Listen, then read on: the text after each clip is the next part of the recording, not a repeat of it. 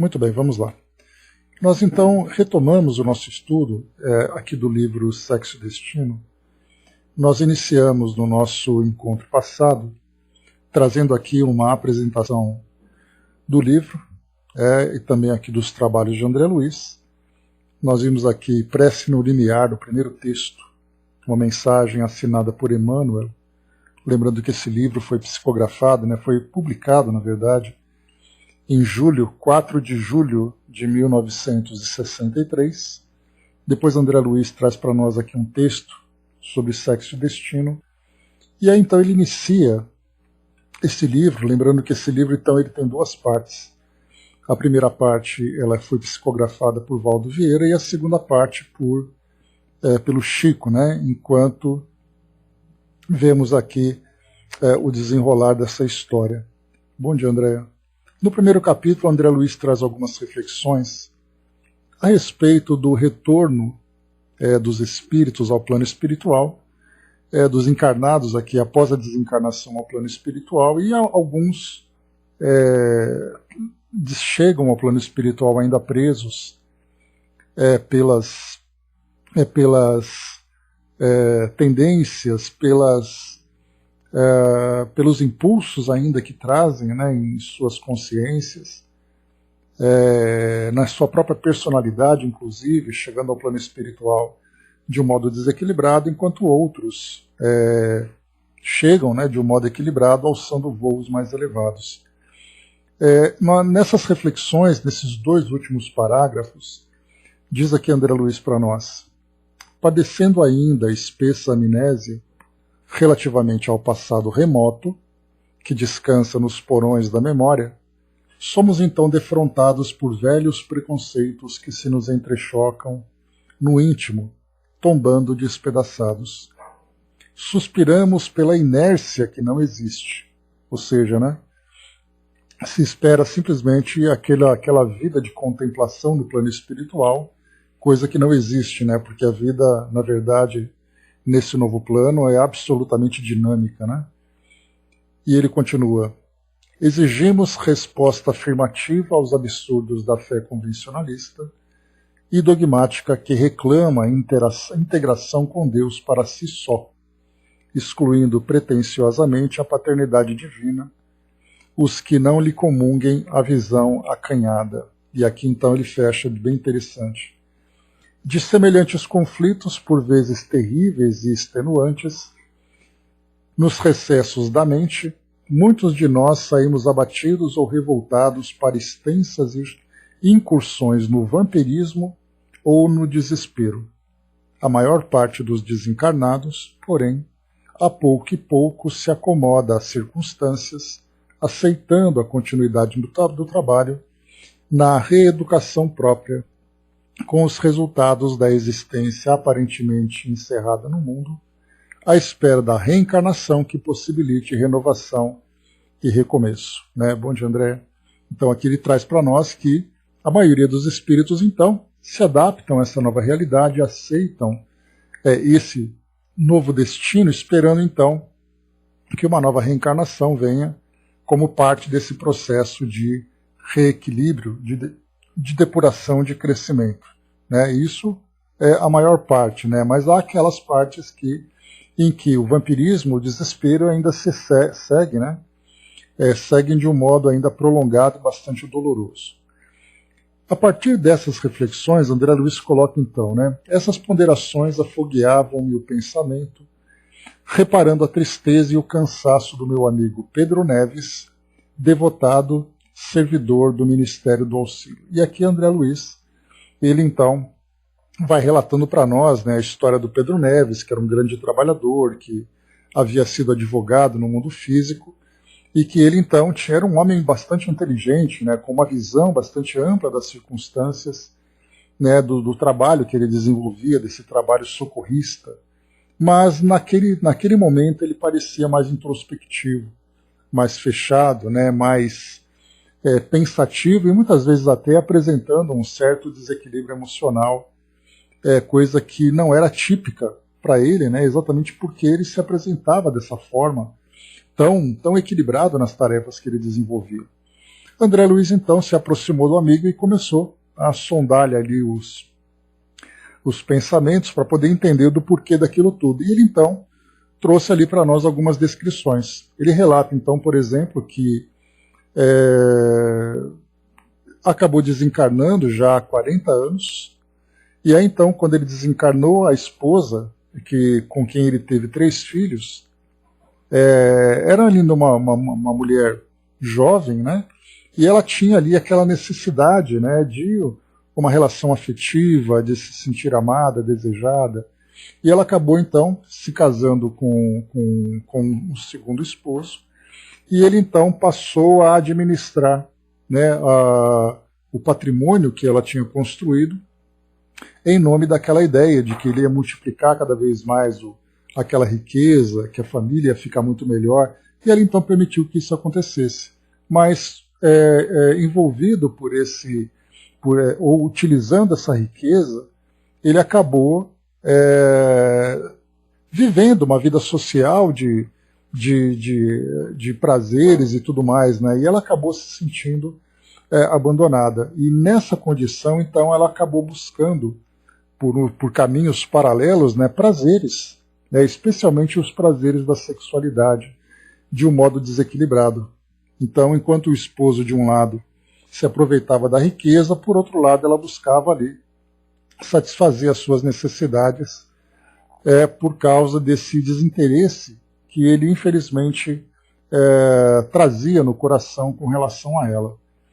Ao mesmo tempo, enquanto ela se envolvia nesse caminho, os 2 filhos, né, eram 2 homens, eram 2 meninos e uma menina, né? Então eles cresceram e tudo mais, e esses 2 homens acabaram, né, se tornando ambiciosos, gananciosos por causa da riqueza, aprendendo ali, né, que o mais importante era sempre o enriquecimento, o lucro, a matéria, né? Enquanto que a filha se mantinha ligada com o pai desencarnado, né, nos laços do afeto, nos laços do pensamento, né? Bom dia, Chacunati. Então, esse é o resumo que nós vimos aqui. Pouco tempo depois, então, a esposa havia desencarnado, Enedina, o nome dela, ela desencarnou, e ela se encontrava numa condição bastante dolorosa no plano espiritual. A desencarnação dela já havia se dado há 10 anos, né? Então, a esposa desencarnada, envolvida ainda por esse mesmo ambiente no plano espiritual, vinculado, né, aos desvarios do sexo, e ele até tentava ajudar, mas era algo que não era possível de acontecer. Inclusive, né, ela desencarnou por causa da cirrose, por causa da bebida e tudo mais. E o nosso companheiro, vou pegar aqui o nome dele de novo, o Pedro Neves, ele tentou até fazer com que ela permanecesse mais tempo no plano físico, exatamente para evitar que ela, no plano espiritual, fosse então atraída para essas esferas mais negativas. E nessa esfera negativa, ela pudesse então sofrer mais com isso. Acabou se distanciando, os filhos também se tornaram absolutamente inabordáveis, né, como ele relata para nós aqui, que eram os jovens Jorge e Ernesto, que já não eram mais jovens, né, já eram ali senhores. E a filha, que era a filha querida, o nome dela Beatriz, ela já se encontrava, ela sofria de câncer, e ela já estava ali às beiras da desencarnação. E então o Pedro Ernesto estava ali próximo a ela para tentar ali, né, ajudá-la nesse processo de desligamento e tudo mais. Então essa é a história, né? Então o que relata também aqui o Pedro Ernesto é que essa necessidade, certamente é assim, Brás, né, sempre nomes fictícios, né, mas embora as histórias sejam reais, né, conforme eles descrevem para nós. Mas o que a gente vê aqui é que o Pedro Ernesto, quando ele teve que se aproximar da filha, tem até um trecho interessante, ele diz assim que geralmente são os encarnados que têm medo dos fantasmas, né, dos espíritos, né. Nesse caso, era o próprio Pedro Ernesto, como espírito, que tinha medo de ficar perto da família. Tamanho desequilíbrio que eles viviam. Mas nesse momento em que a Beatriz, ali por volta já dos seus 50 anos, ela já estava desencarnando, ela era casada, tinha ali filhos, né? Tinha um filho, se eu não me engano. Então ele teve que se aproximar dela para poder ajudá-la nesse processo de desencarnação. E, inevitavelmente, ele acabou, então, tendo contato com a família novamente e vendo todos aqueles sentimentos, todo aquele desequilíbrio que aquele círculo familiar provocava nele. Então, enquanto ele se encontrava distante, ele se sentia bem. Quando ele teve que se aproximar por causa da filha querida, ele foi então atingido, né, pelas energias ali, pelas ideias e sentimentos de toda a família de quem ele tinha se afastado.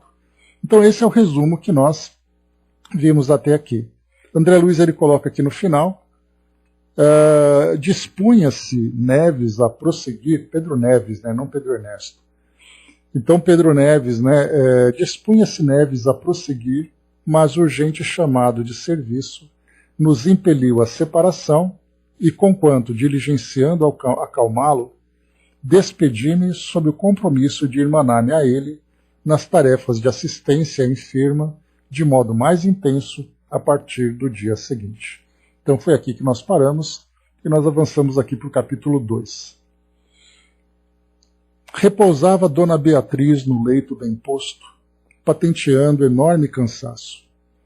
A doença, de certo, consumia-lhe a forma física desde muito, porquanto aos 47 anos de idade mostrava o rosto singularmente engelhado e o corpo leve. Refletia em si mesmada tristonho. Fácil de se lhe ver a preocupação ante a crise iminente. As ideias a lhe fluírem, vivas e nobres, indicavam que se habituara à beleza da desencarnação próxima. Notava-se-lhe fixada no pensamento a convicção do viajante que atingira o término de espinhosa trilha, da qual, por fim, lhe competia sair. Conquanto tranquila, inquietava-se pelos vínculos que aprendiam no mundo. Apesar disso, visualizava as portas do além, plasmando formosos quadros íntimos, como quem sonha à luz da vigília, e recordava Neves, o pai que perdera na infância, qual se visse prestes a recuperá-lo em definitivo, tal a extensão do amor que os acolchetava um ao outro. Observávamos, porém, sem dificuldade, que a alma afetuosa da enferma se dividia mais fortemente na terra entre o esposo e o filho, dos quais se reconhecia em gradativo processo de inevitável separação. No aposento acolhedor, que alguns adereços ataviavam, tudo transparecia limpeza, reconforto, assistência, carinho. Ante o leito, encontramos sisudo enfermeiro desencarnado que Neves abraçou, demonstrando guardá-lo à conta de imensa estima. Bom dia, Sandra.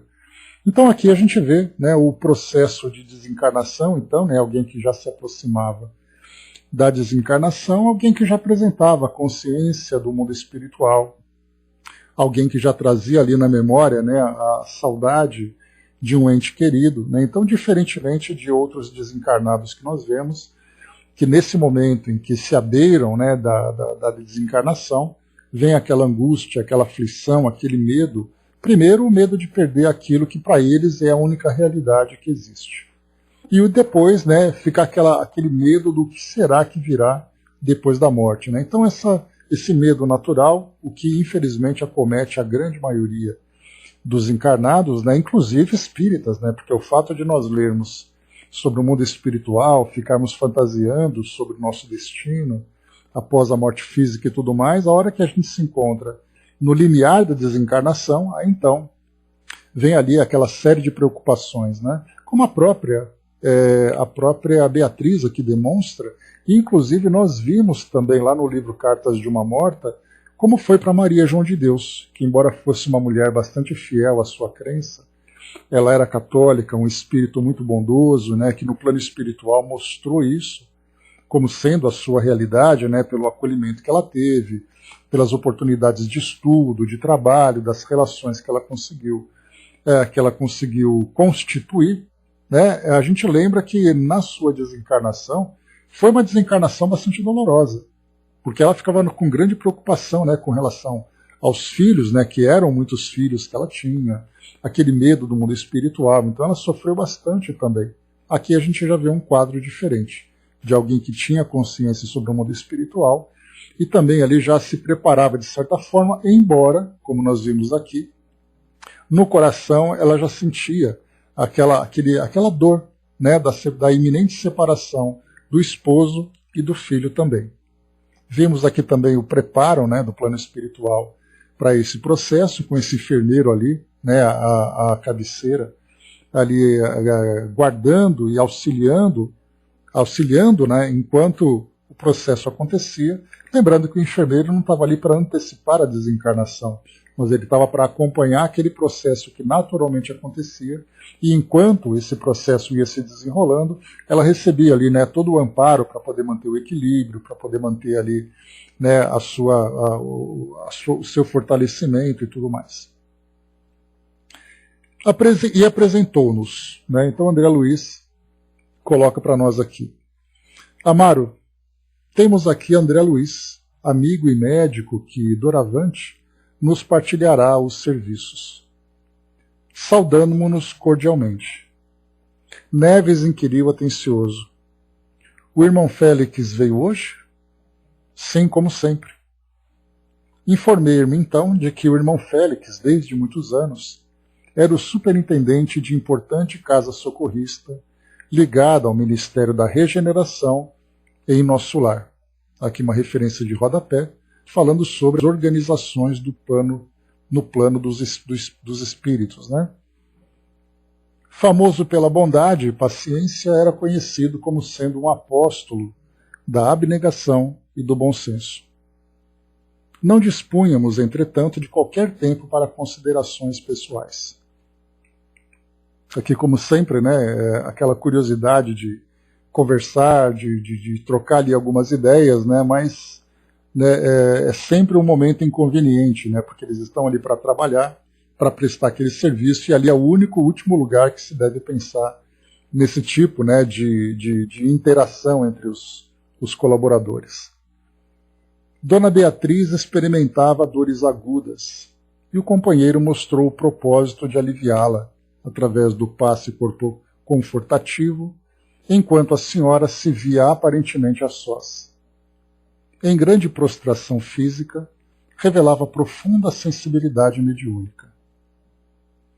Oh, os sublimes pensamentos do leito de dor! De olhos cerrados, a doente, embora não assinalasse a presença paterna, lembrava a ternura do genitor, que lhe parecia distante e inacessível no tempo. Identificava-se de novo com a ingenuidade infantil. Na acústica da memória, ouvia as canções do lar, voltava encantada às horas da meninice. Reconstituindo na imaginação as relíquias do berço, sentia-se no regaço paternal a maneira da ave de regresso, a penugem do ninho. Dona Beatriz chorava. Lágrimas de enternecimento inexprimível perolavam-lhe a face. E sem que a boca enunciasse o menor movimento, clamava intimamente com toda a alma: Pai, meu Pai! Meditai, vós que, no mundo, admitis para os desencarnados a indiferença da cinza. Para lá dos túmulos, amor e saudade muitas vezes se transformam no vaso do coração em pranto comburente. Né? Então aqui, o que até mesmo Chico, né, nós já falamos sobre isso, no Pinga Fogo, respondendo a uma solicitação de uma senhora que falava sobre a dor da perda de um ente querido, Chico dizia que as lágrimas, né, fazem muito bem aos desencarnados e também para os encarnados quando elas refletem a saudade e a fé em Deus. Mas, ao mesmo tempo, elas também se tornam lágrimas, se tornam lembranças bastante dolorosas, né, quando se vivencia aquele sentimento de perda, de inconformação, de revolta. E isso faz mal também, tanto para os desencarnados como para os encarnados. Então é o que ele coloca para nós aqui também nesse trecho, né? Meditai vós que no mundo admitis para os desencarnados a indiferença da cinza. Para lá dos túmulos, amor e saudade muitas vezes se transformam em pranto comburente. Então, muito além ali das cinzas, né, da morte material, para lá do mundo, para lá, né, desse portal que adentra o mundo espiritual, nós temos ali, né, os sentimentos vivos, os sentimentos fortes, sentimentos pulsantes e muitas vezes também pranto comburente, né, ou seja, aquele choro ardente, muitas vezes de dor. Neves cambaleou agoniado, ou seja, sentiu o efeito daquele pensamento de tristeza, né, daquele pensamento de dor que ela expressava. Enlacei-o, contudo, a pedir-lhe coragem. A ventania da angústia, porém, sobre o ânimo do companheiro atribulado, perdurou apenas alguns momentos. Refeito a recompor o semblante que o sofrimento transfigurara, espalmou a destra na fronte da filha e orou suplicando o amparo da bondade divina. Chispas de luz, quais minúsculas flamas azulíneas, evolavam-lhe do tórax a se projetarem naquele corpo fatigado, revestindo-o de energias calmantes. Isso, embora ela não sentisse a presença do pai, embora, né, com a intensidade desses pensamentos, ela então se conectava com ele, né, sem ter consciência disso. Por isso os pensamentos ali muito vivos com relação ao pai, embora ela não se desse conta que ele estava ali do lado, e não era apenas uma lembrança distante. Emocionado, observei que Dona Beatriz se acomodava a suave torpor. E antes que pudesse anunciar qualquer impressão, uma jovem, figurando-se nas 20 primaveras da experiência física, entrou cautelosamente no quarto. Renteou conosco sem percebermos de leve e tomou o pulso da enferma, verificando-lhe as condições. A recém-chegada esboçou o gesto de quem reconhecia tudo em ordem. Encaminhou-se logo após na direção de pequenino armário próximo e, munindo-se dos recursos necessários, voltou à cabeceira da dona, aplicando-lhe injeção anestesiante. Bom dia, Osmar. Dona Beatriz não mostrou a mínima reação, continuando a descansar sem dormir. O concurso magnético de minutos antes insensibilizara-lhe os 6 centros nervosos. Perfeitamente tranquila, a moça na qual observávamos a posição da enfermeira improvisada retirou-se para um dos ângulos do aposento, a largar-se em acolhedora poltrona de vime. Em seguida, descerrou um dos segmentos da janela quadripartida, atraindo a corrente de ar fresco que nos bafejou sem alarde. Respirando a saciedade, a jovem, com grande surpresa para mim, acendeu um cigarro e passou a fumar distraidamente, dando a ideia de quem diligenciava fugir de si mesma. Neves fitou-a, deitando-lhe significativo olhar em que se mesclavam piedade e revolta, e indicando-a discreta informou-me. Trata-se de Marina, contadora de meu genro, que se dedica a comércio de imóveis. Agora, a pedido dele, desempenha a função de assistente. Evidente sarcasmo transparecia-lhe da palavra reticenciosa. Imagine, voltou a dizer, fumar aqui, numa câmara de dor, onde a morte está sendo esperada. Contemplei Marina, cujos olhos denotavam recôndita inquietude. Manifestando ainda alguns laivos de respeitosa estima para com a nobre senhora estirada no leito, soprava para além das janelas as baforadas cinzentas que lhe escapavam da boca. Repartindo a própria atenção entre ela e Amaro, o nosso amigo da esfera espiritual, Neves, conquanto mudo e constrangido, parecia querer falar à vontade e desinibir-se. Aqui a gente viu então o Neves, né? Bom dia, soldado. A gente viu aqui o Neves, que embora, enquanto trabalhador, se mostrava bastante equilibrado, bastante sereno e bastante sensato nas suas ideias e nas suas ações, no momento em que ele se via ali envolvido pelas dores da filha e naturalmente pela própria atmosfera, né, da família com qual ele tinha esses vínculos, se mostrava ali uma pessoa absolutamente impaciente, né, e muitas vezes até revoltada, como nós vimos aqui. Então basta que nós saiamos daquele círculo seguro do pensamento, do sentimento, das vibrações, que nós nos encontramos no plano espiritual, onde nós temos ali trabalhos, onde nós temos ali companheiros de tarefa, onde nós temos responsabilidades. Quando nós entramos na nossa esfera pessoal e essa esfera acaba influenciando, né, no nosso modo de pensar, no nosso modo de sentir, nós vemos que nós nos transformamos. O que é muito natural, né? Nós temos um comportamento, por exemplo, dentro do ambiente de trabalho, e nós temos outro comportamento no ambiente doméstico. Então nós mudamos, né, quando nós estamos em outro local, com outras vibrações, digamos assim, né? Tentei, porém, adquirir mais amplo conhecimento da posição. Aproximei-me reverentemente da jovem, no propósito de sondá-la em silêncio e colher-lhe as vibrações mais íntimas. Contudo, recuei assustado.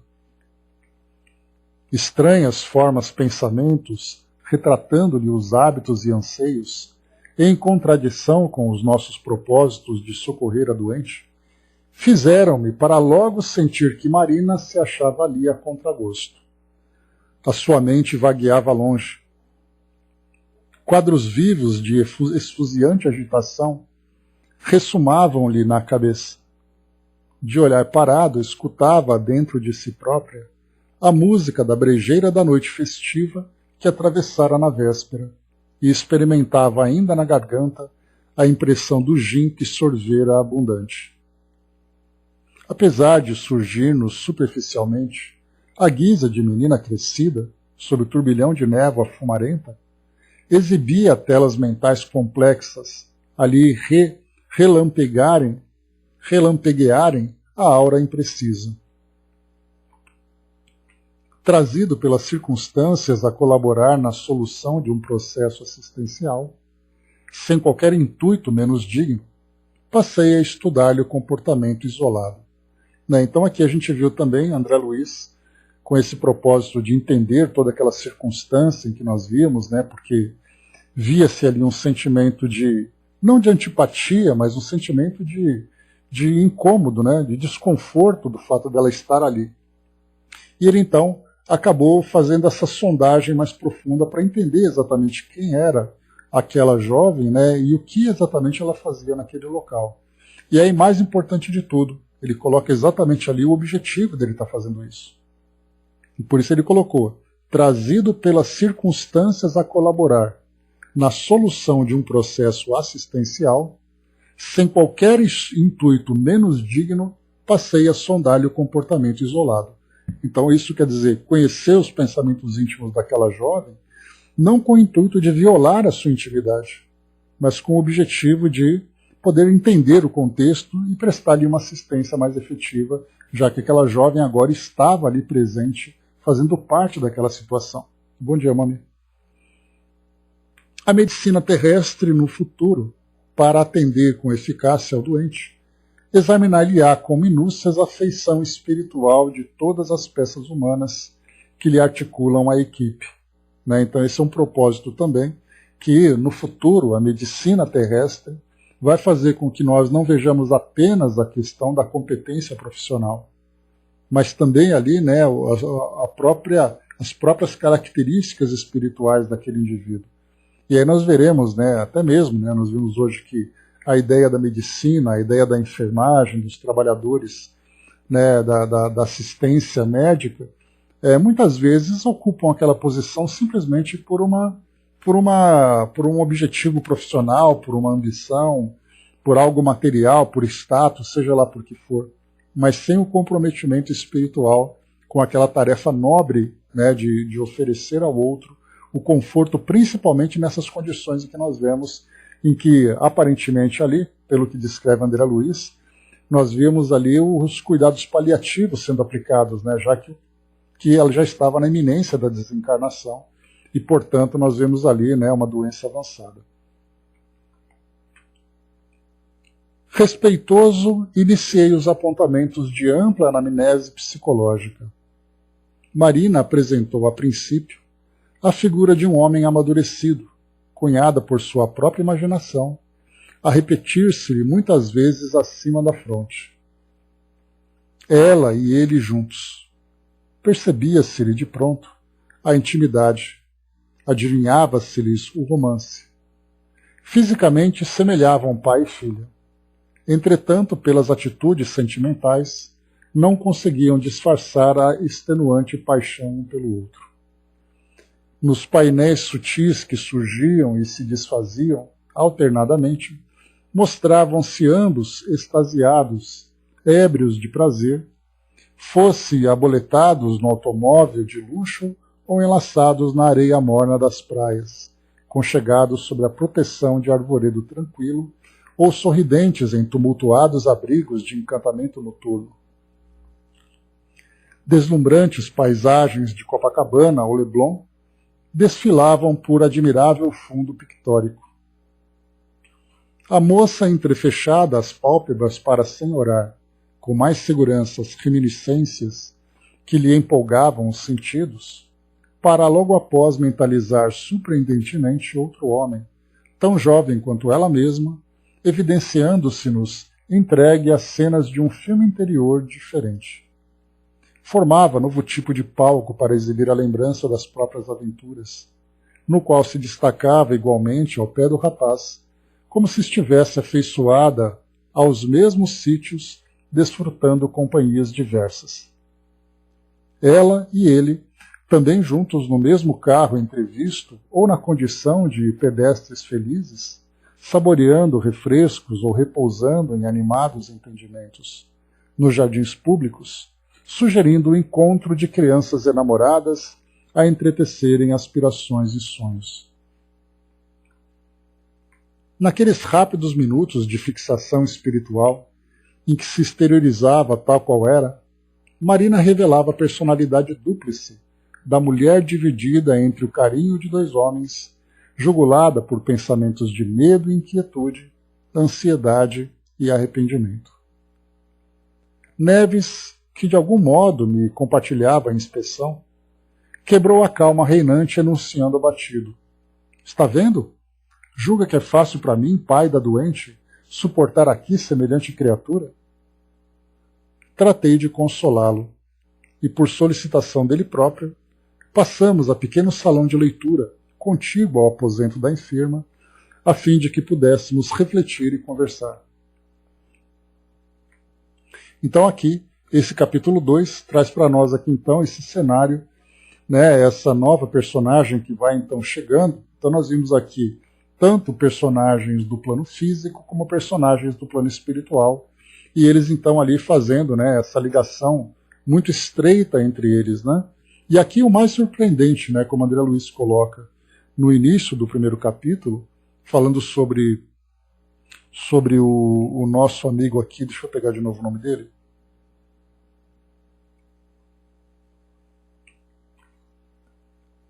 Aqui Pedro Neves, né, que é o nome desse colaborador, que André Luiz aqui, né, colocou para nós aqui de uma forma tão, descreveu de uma forma tão lúcida, né? Então ele colocou assim, só para a gente poder conhecer um pouquinho sobre ele, né? Para lembrarmos aqui. Partilhando expedições arrojadas e valorosas em atitude benemérita, ainda não lhe víramos hesitações quaisquer. Veterano de empreendimentos socorristas, jamais entremostrara desânimo ou fraqueza, por mais opressivo se lhe evidenciasse o peso de compromissos e obrigações. Advogado que fora na existência última, caracterizava-se por extrema lucidez no exame dos problemas que as eventualidades do caminho apresentassem. sempre denodado e humilde, agora, porém, enunciava sensíveis alterações de comportamento. Então essa descrição veio lá no capítulo 1, logo que André Luiz começou então a descrever, né, o cenário ali onde ele ia desenvolver então as suas tarefas, o seu trabalho junto a esse companheiro. E aí nós vimos então ali a condição em que ele se apresentou, né, uma condição de revolta, uma condição assim de emocionalmente desequilibrado e inconformado com aquilo que ele vivenciava, ou com aquilo que ele observava, né? Capítulo 3, vamos lá. Na peça isolada, o amigo cravou os olhos lúcidos nos meus e obtemperou. Após a desencarnação, achamo-nos na segunda fase da própria existência e ninguém na Terra imagina as novas condições que nos tomam de assalto. De começo, renovamos a vida. Equipes salvadoras, apoio na prece, estudo das vibrações, escola de caridade. Ensaiamos, felizes, o culto dos grandes sentimentos humanos. Depois, quando trazidos de retorno ao trabalho mais íntimo, na arena doméstica, que supunhamos varrida para sempre da memória, como na situação especial de meu caso, a didática é outra. É preciso espremer o sangue do coração para confirmar o que ensinamos com a cabeça. Avalie que me encontro nessa casa em serviço apenas há 20 dias e já percebi quantas punhaladas na alma, que não fossem as necessidades de minha filha, teria fugido incontinente. Sem minhas observações pessoais, não teria admitido tanta leviandade em meu genro. Bilontra, fanfarrão, despudorado. Sim, tentei cortar as doloridas alegações. Então a gente viu aqui a tentativa de André Luiz de fazer com que o Pedro Neves, né, recobrasse, né, o equilíbrio, recobrasse ali a lucidez do raciocínio, embora ele compreendesse ali as dificuldades que ele se encontra vivenciando, até porque o próprio André Luiz já vivenciou isso na pele, né? Só que nesse caso, né, naquele caso, era quando ele se encontrava como recém-chegado ao plano espiritual. Então ele tinha ali as lembranças, né? Pois é, né, Angelina? Então André Luiz ele se encontrava como recém-chegado e ainda se apresentava ali bastante instável emocionalmente, né, bastante instável ainda na sua relação com a sua própria história. Mas aqui Pedro Neves ele se mostra como já um trabalhador, né, bastante equilibrado nas suas tarefas, mas basta apenas se aproximar, né, das experiências físicas, das experiências terrenas, familiares ou afetivas, que aí então as coisas se modificam. Que foi exatamente o que ele colocou lá em cima para nós. Enquanto você faz o seu trabalho num ambiente emocionalmente distante daquela sua realidade, você tem toda a tranquilidade, né? Aliás, essa é uma característica que nós vemos, por exemplo, né, dentro de uma ética médica, que o médico, por exemplo, ele não trata o próprio familiar. É necessário que um outro profissional faça isso, ainda que ele acompanhe de perto. Mas ele não pode fazer isso exatamente por estar emocionalmente envolvido, e ele pode ali fazer um julgamento equivocado, porque ele vai querer, claro, né, utilizar as medidas mais extremas à sua disposição para poder fazer com que aquele familiar se recupere, né, e ele não admite a perda daquele familiar. Então, por isso, ele acaba passando para outro colega, para outro profissional, a responsabilidade de conduzir aquele tratamento. Então, aqui a gente vê a mesma coisa. Então, enquanto você trabalha à distância, você tem ali uma característica da sua personalidade, uma característica emocional. Quando você volta para o seu círculo mais íntimo, aí então as coisas se modificam. E aí, por mais esclarecido que ele seja, nós vimos aqui a condição emocional em que ele se apresenta, né, que realmente com muita revolta, a ponto aqui de fazer ali, né, xingamentos com o genro, né? Bilontra, fanfarrão, despudorado, naqueles comentários assim dos mais passionais. O Marião colocou, né, as experiências são diferentes quando é com os outros, né, fora da família, sem dúvida. E nós vemos aqui o que ele traz, né? E por isso então André Luiz ele procura modificar, né, a linha de raciocínio aqui dos pensamentos, né, do Pedro Neves, para poder fazer com que ele, de alguma forma, ali, veja com outra perspectiva aquele quadro. Né? Seguindo aqui conosco, comentei breve a excelência do ouvido que de todo mal, argumentei quanto ao merecimento do auxílio silencioso através da oração. Então André Luiz usou aqui, né, a boa estratégia de fazer com que, né, esquecer o mal, de elevar o pensamento, de fazer ali aquela prece de auxílio e tudo mais, né? Neves sorriu meio desolado e ajuntou.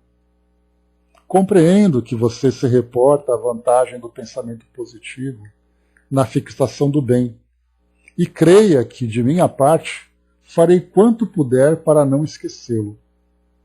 Agora, porém, tolere, por favor, as minhas considerações, talvez descabidas.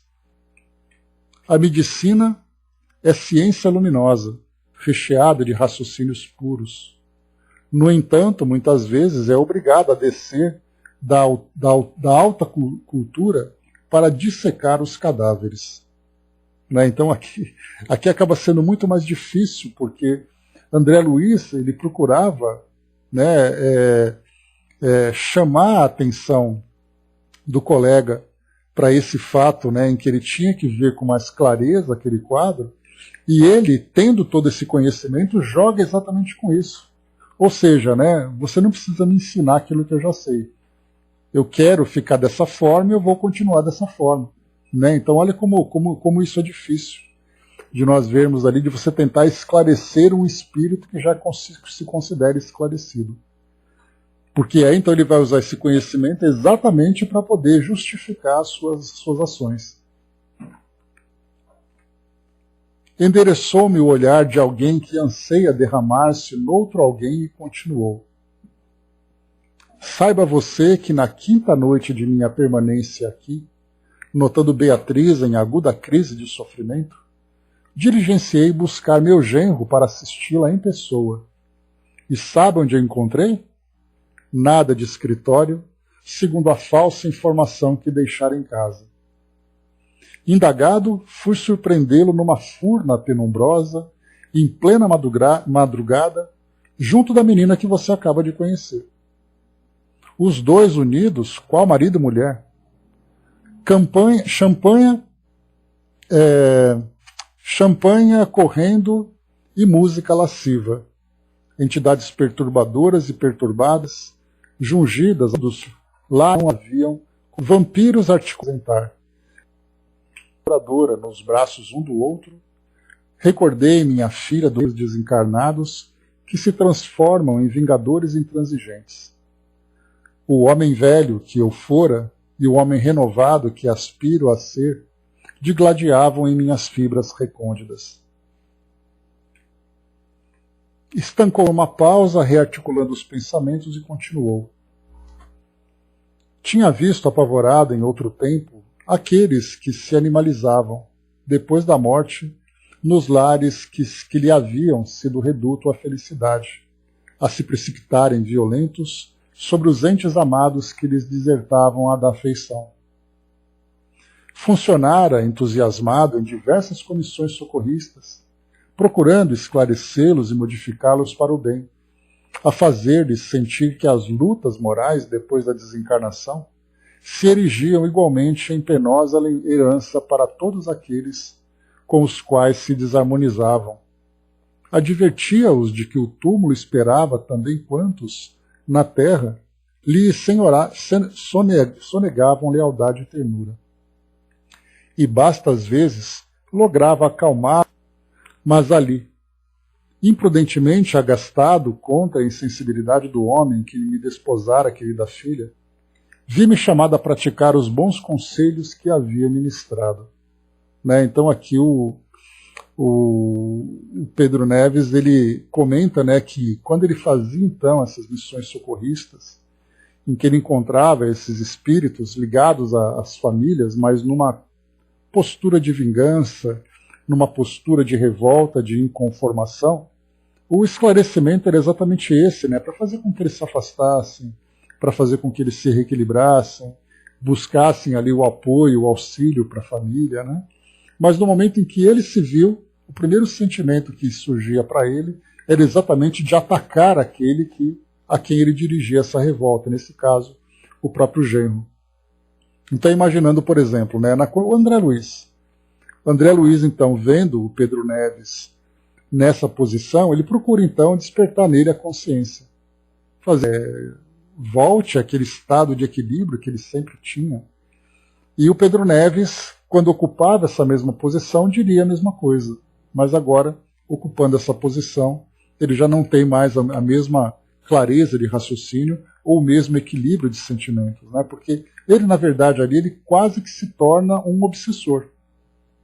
Porque o genro, que deveria estar com a filha, segundo o entendimento dele, se via agora, né, nessa condição, junto com essa jovem, ele, então, a revolta que ele sentia era a revolta de um obsessor.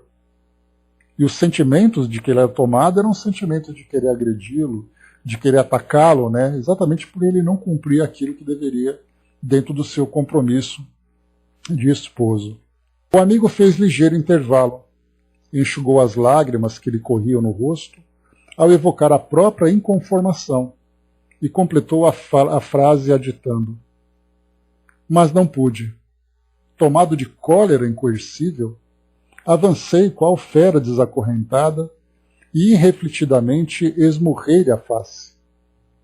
Ele deixou-se cair nos ombros da companheira, acusando agoniada indisposição, como se estivesse sob o impacto de súbita lipotimia. Disse-me em seguida a torcer-lhe o corpo, em seus braços rijos. Entretanto, não consegui. Uma senhora desencarnada, de semblante nobre e calmo, aproximou, desarmando-me o íntimo. Não entremostrava sinais exteriores de elevação.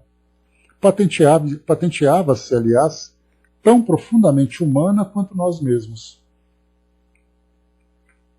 Diferenciava-se apenas através de minúsculo distintivo luminoso, que lhe brilhava palidamente no peito, qual jóia rara a emitir discreta radiação. Afagou-me de leve a cabeça e induziu-me à serenidade. Envergonhado, fitei-a constrangido. A dama inesperada não me censurou, nem fez qualquer alusão ao meu gesto infeliz. Ao revés, falou-me com bondade quanto à filha doente. Demonstrava conhecer Beatriz tanto quanto eu próprio, e acabou convidando-me a sair do recinto para acompanhá-la até o quarto da enferma. Atendi sem relutância. E porque a gentil interventora no trajeto somente se reportasse aos méritos da compreensão e da tolerância, sem qualquer referência aos desvarios da casa que víamos de deixar, procurei reprimir-me para cogitar exclusivamente de socorro à filha em dificuldade. A mensageira anônima recolocou-me no lar, despedindo-se delicada. E depois disso não mais a vi, pelo que, ainda agora, me lembro dela positivamente intrigado. Ensaiava alguma observação reconfortante, rememorando minhas experiências, quando Neves, interpretando-me os pensamentos, obtemperou depois de longa pausa. Você, André, nunca se viu defrontado por acontecimentos assim desagradáveis? Recordei emocionadamente as primeiras impressões que me haviam tomado a sensibilidade após a desencarnação. Reconstituí na memória todas as telas em que me surpreendera desanimado, excitado, dilacerado, vencido. As transformações domésticas, os empeços familiares, os impositivos da luta humana e as sugestões da natureza física, que me haviam alterado a esposa e os filhos na terra, quando se reconheceram sem a minha presença direta, retornaram-me ao coração. Senti-me mais estreitamente ligado ao meu interlocutor, assimilando-lhe o torturado influxo mental, e comentei: sim, meu amigo, atravessada a grande barreira, os meus problemas a princípio foram enormes.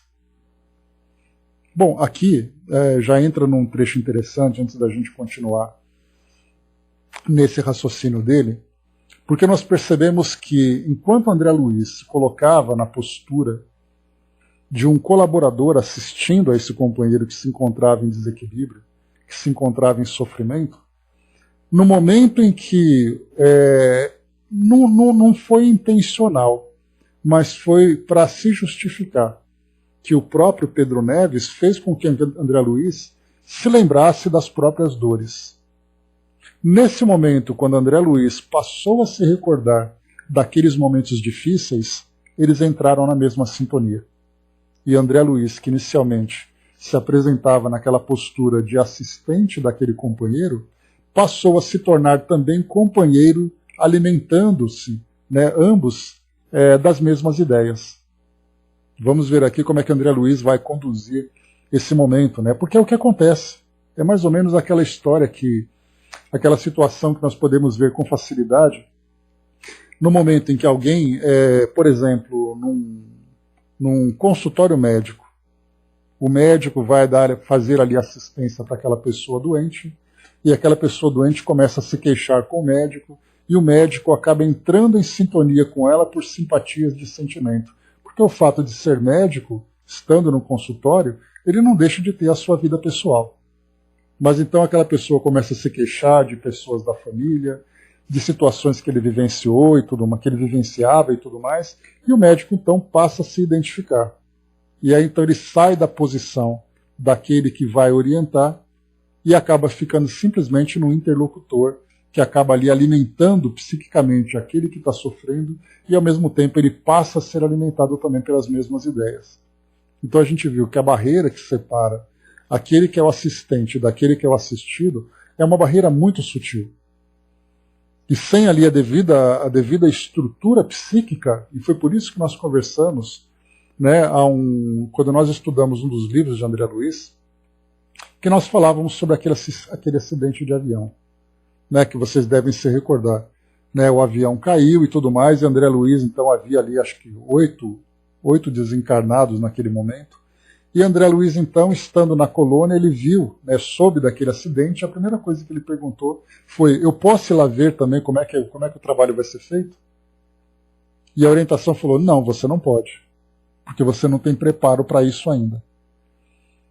E aí então nós chegamos até a receber daquele nosso querido companheiro também aquele mesmo relato que ele apresentou para nós, da sua própria desencarnação no acidente aeronáutico.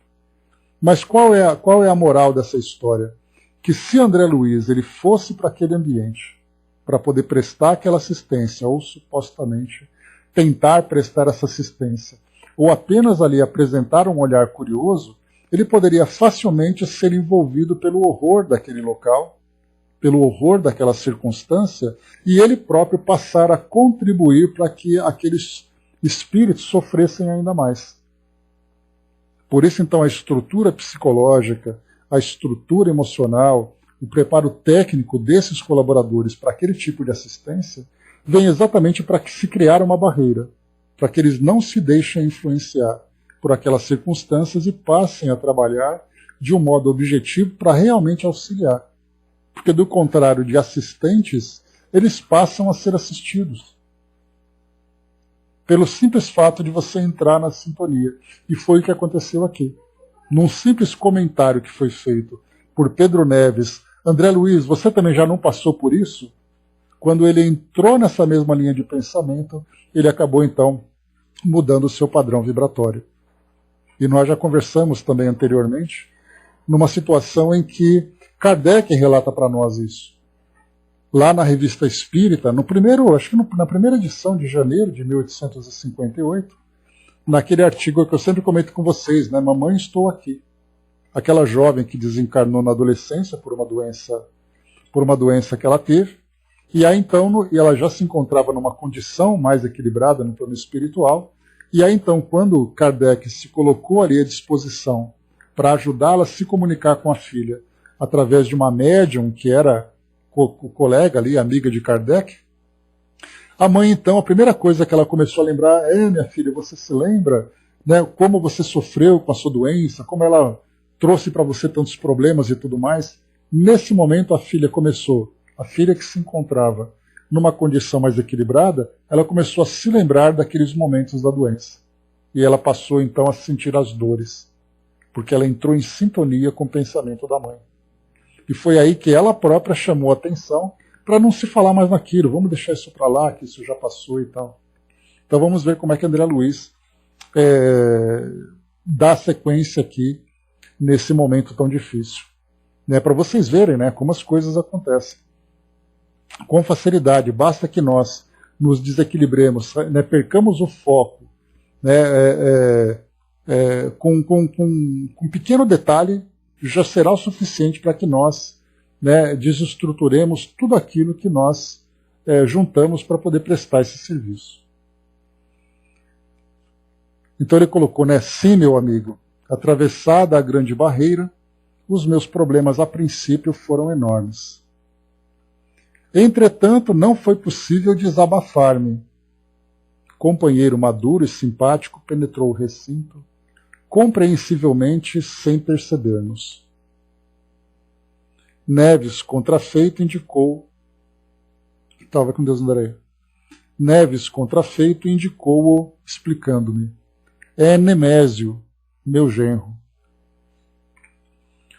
O recém-chegado mirou-se atenciosamente em espelho próximo, repassou o lenço alvo sobre a testa suarenta e, quando reajustava a gravata bem posta, escutou o prolongado suspiro. Lançou-se incontinente para a câmara contígua e seguimos-lo. Marina veio recebê-lo com amável sorriso, conduzindo-o à cabeceira da senhora, que passou a fitá-lo entre confortada e abatida. Dona Beatriz estendeu a mão descarnada que o marido beijou. Trocando com ela enternecido olhar, acomodou-se Nemésio, rente aos travesseiros, a endereçar-lhes perguntas carinhosas, ao mesmo tempo que alisava a descuidada cabeleira. André colocou nesse exercício constante que devemos ter com os nossos sentimentos e pensamentos é muito, muito difícil. Tanto é assim que é exatamente isso, né, André? O propósito aqui de André Luiz, fazer esse relato, né, com relação a esse trabalhador tão consciente do Ministério do Auxílio, e quando ele se deixa envolver, né, pelas circunstâncias pessoais, né, da sua vida familiar, da sua vida pessoal, a gente viu que ele se desequilibrou completamente. De agredir até o próprio genro, né, dentro da esfera espiritual. A doente pronunciou algumas palavras breves, diligenciando agradá-lo, e ajuntou. Né? Antes André colocou, sim, isso é um aprendizado importante para nós, né, que qualquer coisa berramos, né? Sim. Então, basta você estar naquela circunstância de ser ali um colaborador, mas um colaborador ainda desprevenido, né, ou ainda despreparado, e aí então nós vamos entrar exatamente nessa instabilidade fácil. Então a doente pronunciou algumas palavras breves, diligenciando agradá-lo, e ajuntou. Nemésio, você me perdoará se volta ao caso de Olímpia. A pobre criatura perdeu a casa quase que totalmente. É necessário que você lhe garanta abrigo seguro. Penso nela com os filhos ao desamparo. Tire-me dessa aflição. O interpelado mostrou profunda emotividade e respondeu cortês. Beatriz, não há dúvida alguma. Já enviei um amigo, construtor, experiente ao local. Não se preocupe, tudo faremos sem qualquer sacrifício. Questão de tempo. Receio partir de uma hora para outra. Partir para onde?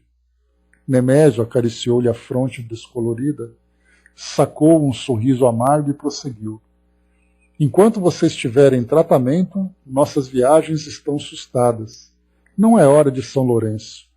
Né? Ou seja, né, ele entendeu que era só uma viagem, né, para uma outra cidade, e não uma viagem para outro plano. Né?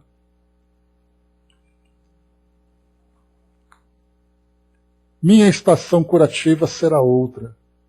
Não me fale em pessimismo. Ora, ora, onde a primavera de nossa casa? Você anda esquecida de que nos ensinou a colocar alegria em tudo? Largue os ares sombrios. Ainda ontem ouvi nosso médico. Você entrará em convalescência já já. Amanhã tomarei providências definitivas para que o barraco seja levantado. Você estará restabelecido em breve e ambos iremos ao primeiro café em casa de nossa Olímpia. Dona Beatriz, ante o carinho dele, pareceu reanimar-se. Entreabriu-se-lhe a boca num largo sorriso que se me afigurou uma flor de esperança num cacto de sofrimento.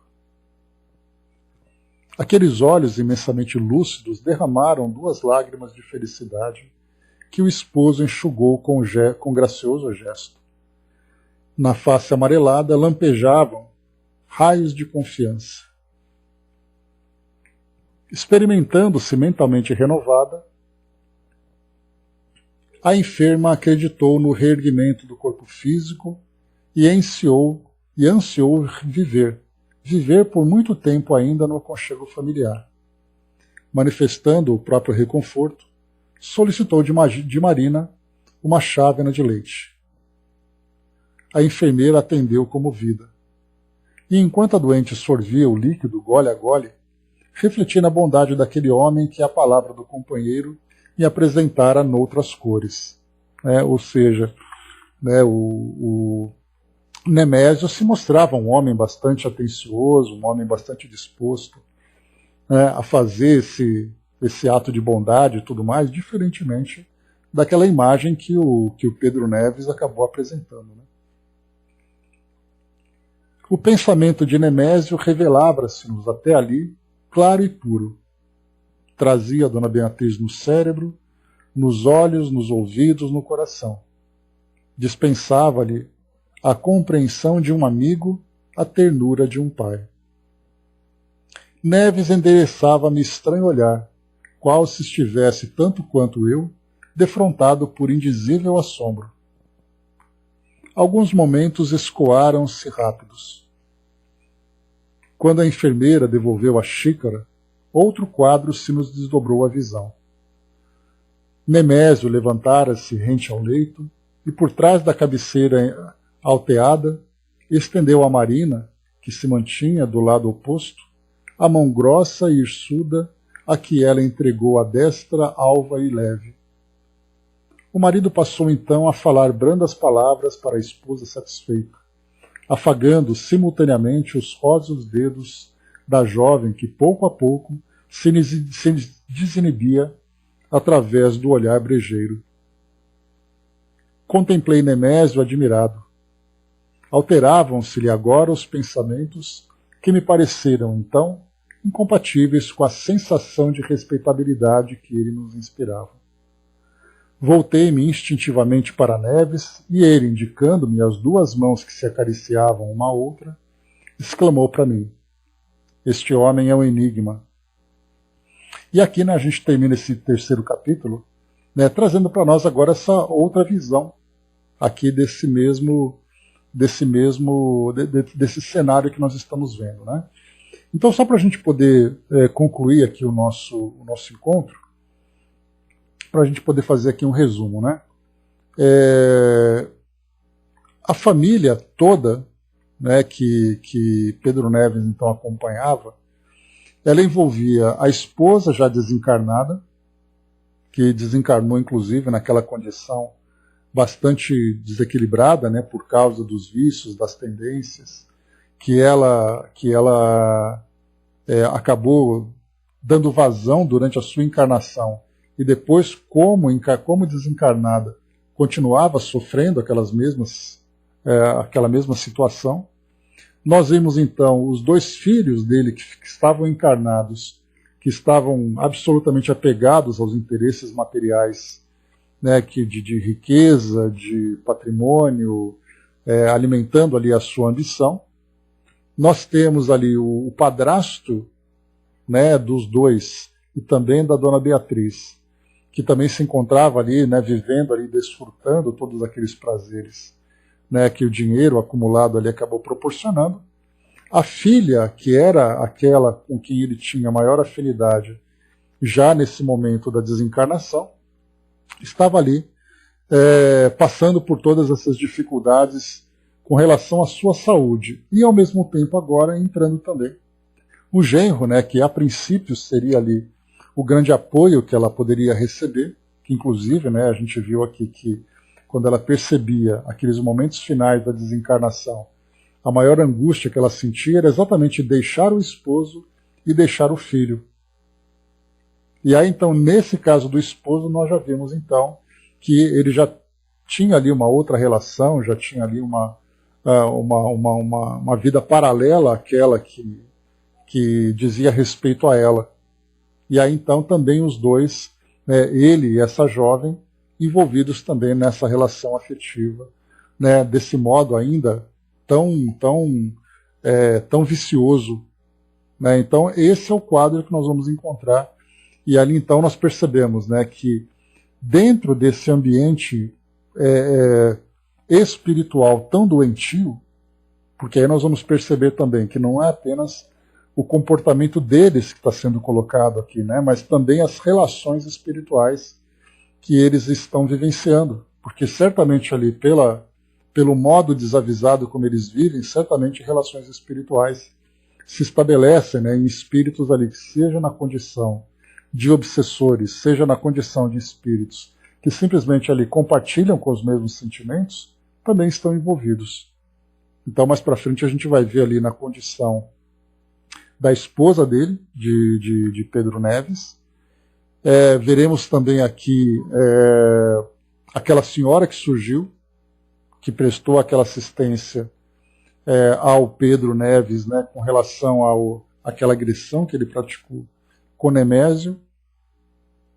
Né, e agora também entra essa outra personagem, que é aqui a Olímpia, que é essa pessoa necessitada de amparo material que, né, Beatriz aqui tanto desejava ajudar e recebeu essa promessa do marido. Né? Então, enfim, essas são as situações que nós vamos então encontrando aqui agora, né, nesse nosso capítulo número 3.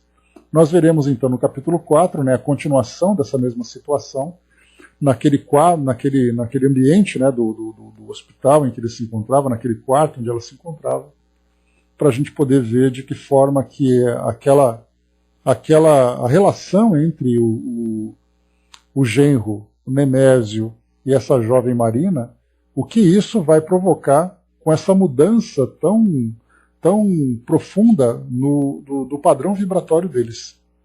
Porque quando ele chegou com o pensamento completamente voltado para a esposa, ele depois acabou então modificando o seu padrão vibratório no momento em que ele se conecta com a jovem, né? E ali então todas as ideias, todas as lembranças da relação entre eles da noite anterior, que é o que nós vimos aqui, né, começava então a aflorar. E ele mudou rapidamente o padrão vibratório. Vamos ver como é que isso então vai se desenrolar no nosso próximo encontro. Muito bem, é isso. Fechamos aqui então o capítulo número 3. Provavelmente a gente vai seguir nesse mesmo ritmo, 2 capítulos aqui por encontro, né?